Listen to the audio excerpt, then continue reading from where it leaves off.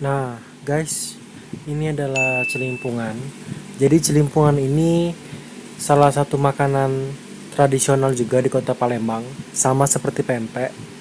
Dia juga terbuat dari ikan, tapi di sini dia itu pakai kuah santan ya, kayak gini nih. Jadi sama kayak laksan gitu, burgo. Nah, ini sama.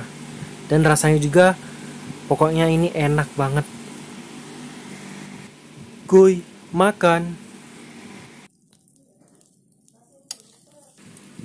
Nah, jadi celimpungan ini merupakan salah satu makanan wajib dan menu sarapan pagi wajib di Kota Palembang.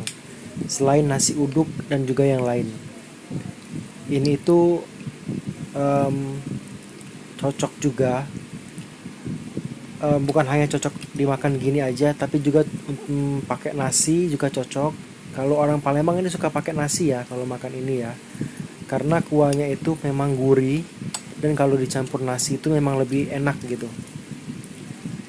Nih,